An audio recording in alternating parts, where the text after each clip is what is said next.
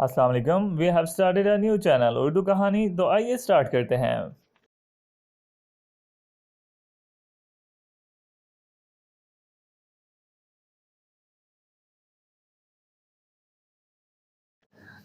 ضلع جنگ کے ایک سابق ڈپٹی کمشنر قدرت اللہ شہاب اپنی آپ بیتی شہاب نامہ میں لکھتے ہیں: ایک روز جنگ کے ایک پرائمری اسکول کا استاد رحمت الہی میرے دفتر میں آیا۔ وہ چند ماہ کے بعد ملازمت سے ریٹائر ہونے والا تھا۔ اس کی 3 جوان بیٹیاں تھیں۔ رہنے کے لیے اپنا گھر بھی نہ تھا۔ پینشن نہایت معمولی ہو گئی۔ اسے یہ فکر کھائی جا رہی تھی کہ ریٹائرمنٹ کے بعد وہ کہاں رہے گا، لڑکیوں کی شادی کس طرح ہوگی، کھانے پینے کا خرچ کیسے چلے گا۔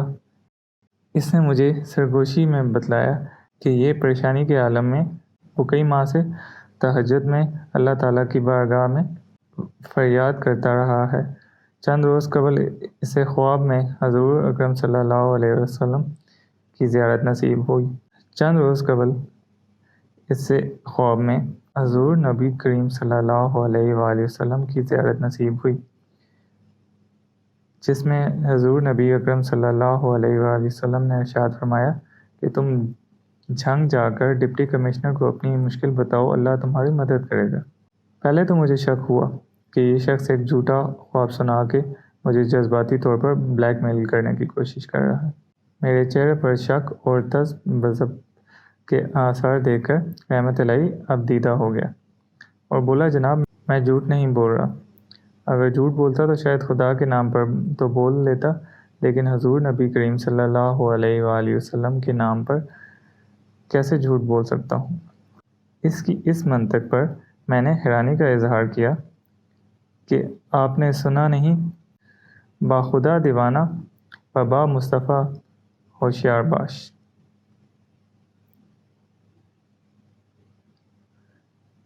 یہ سن کر میرا شک پوری طرح رفع نہ ہوا،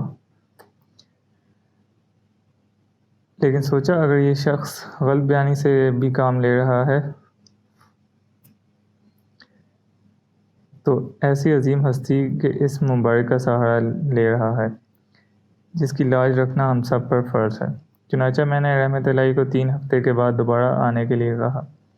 اس دوران میں نے خفیہ طور پر اس کے ذاتی حالات کا کھوج لگایا اور یہ تصدیق ہو گئی وہ اپنے گاؤں میں نہایت سچا، پاکیزہ اور پابند صوم و صلوات کا آدمی ہے، اور اس کے گھریلو حالات بھی وہی ہیں جو اس نے بیان کیے تھے۔ اس زمانے میں کچھ عرصہ کے لیے صوبائی حکومت نے ڈپٹی کمشنروں کو یہ اختیار دے رکھا تھا کہ سرکاری بنجر زمین کے 8 مربع تک ایسے خواہشمندوں کو طویل میعاد پر دے سکتے ہیں جو انہیں آباد کرنے کے لیے آمادہ ہوں۔ میں نے اپنے مال افسر غلام عباس کو بلا کر کہا وہ کسی مناسب جگہ کراؤن لینڈ کے ایسے 8 مربع تلاش کرے جنہیں جلد از جلد کاشت کرنے میں کوئی خاص دشواری پیش نہ آئے۔ مال افسر نے غالباً یہ سمجھا کہ شاید یہ اراضی میں اپنے کسی عزیز کو دینا چاہتا ہوں۔ دیکھتے ہی دیکھتے اس نے پکی سڑک کے قریب نیم آباد سی زمین ڈھونڈ نکالی اور رحمت الہی کے نام الاٹمنٹ ضروری کارروائی کر کے سارے کاغذات میرے حوالے کر دیے۔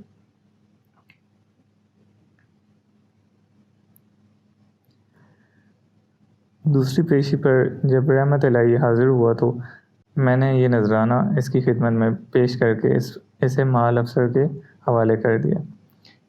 یہ قبضہ وغیرہ دلوانے اور باقی ساری ضروریات پوری کرنے میں اس کی مدد کرے۔ تقریباً 9 برس بعد میں فیلڈ مارشل جنرل ایوب کے ساتھ کام کر رہا تھا کہ ایوان صدر میں میرے نام ایک رجسٹرڈ خط موصول ہوا۔ یہ ماسٹر رحمت الہی کی جانب سے تھا کہ اس زمین پر محنت کر کے اس نے 3 بیٹیوں کی شادی کر دی اور وہ اپنے اپنے گھروں میں خوش و خرم آباد ہیں۔ اس نے اپنی بیوی کے ساتھ فریضہ حج بھی ادا کر لیا ہے۔ اپنے گزارے اور رہائش کے لیے تھوڑی سی ذاتی زمین خریدنے کے علاوہ ایک کچا کوٹھا بھی تعمیر کر لیا ہے۔ اسی خوشحالی میں اب اسے 8 مربعوں کی ضرورت نہیں۔ چنانچہ اس الاٹمنٹ کے مکمل کاغذات اس خط کے ساتھ واپس ارسال ہیں تاکہ کسی اور حاجت مند کی ضرورت پوری کی جا سکے۔ خط پڑھ کر میں کچھ دیر کے لیے سکتے میں آ گیا۔ میں اس طرح گمسم بیٹھا تھا کہ صدر پاکستان کوئی بات کرنے کے لیے میرے کمرے میں آ گئے۔ کس سوچ میں گم ہو؟ انہوں نے حالت بھانپ کر پوچھا۔ میں نے انہیں رحمت الہی کا سارا واقعہ سنایا۔ وہ بھی نہایت حیران ہوئے۔ کچھ دیر خاموشی طاری رہی، پھر وہ اچانک بولے، تم نے نیک کام سر انجام دیا ہے۔ میں گورنر لاہور کو ٹیلی فون کر دیتا ہوں کہ وہ یہ راضی اب تمہارے نام کر دے۔